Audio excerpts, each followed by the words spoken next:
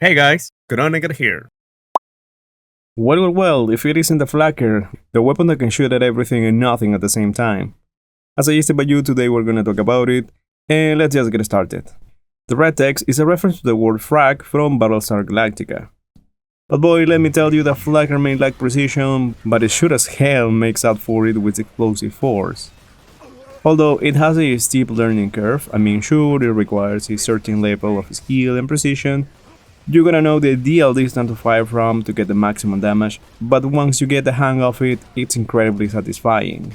Kinda like solving a Rubik's Cube, although instead of getting a sense of accomplishment, you get a sense of utter distraction. The Flakker is perfect for taking down bosses because of its effectiveness against enemies with large hitboxes, as most of the pellets will hit their target. It is also great for taking down flying enemies without the need for precise aiming. And it's also good for crowd control. There are zones where there are several enemies, like the fridge. And yeah, the Flakker is really good at taking down multiple enemies. Oh, and don't get me started on the casual prefix, which extends the range of the Flakker's explosions and increases the chance of hitting even more targets. So for those who want to take the Flakker game to the next level, there is a trick that involves swapping to a high damage rocket launcher after firing the Flakker. This causes the Flakker's projectiles to inherit the rocket launcher's damage, resulting in massive explosions. And if you're feeling extra frisky, you can even try the double shot trick to maximize the damage output. It's kinda like a magic trick, only with more explosions and less rabbits. The Flakker inflicts both bullet and splash damage, but the latter does not benefit from grenade damage bonuses. It also can activate Crit's Bloodbath skill, but it gets the damage bonus from Maya's Reaper skill, so there's that.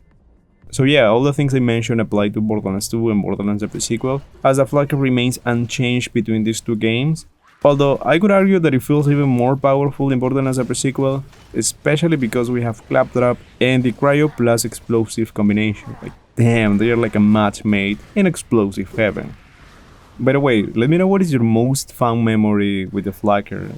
Mine was probably learning to use it and immediately going to this track pick to obliterate the King's mom and Saturn.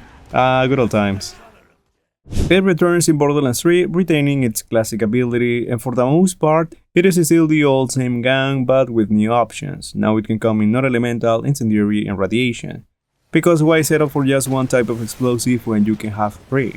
Oh, and get this, in this game you can increase the weapon's splash radius, which means bigger explosions, which also means the accuracy is not as problematic as it was in Borderlands 2.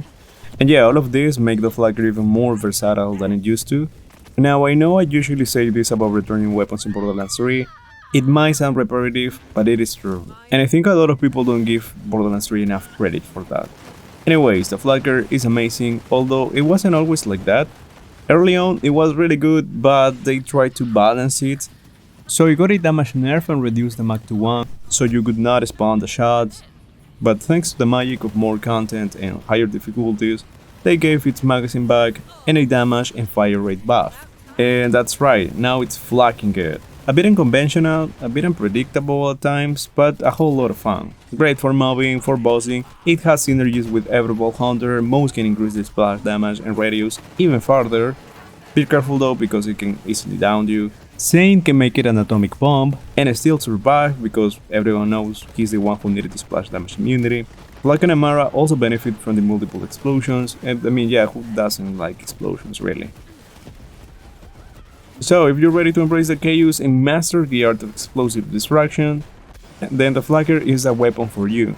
Who knows, you might even become the world's greatest explosive expert, or blow yourself up.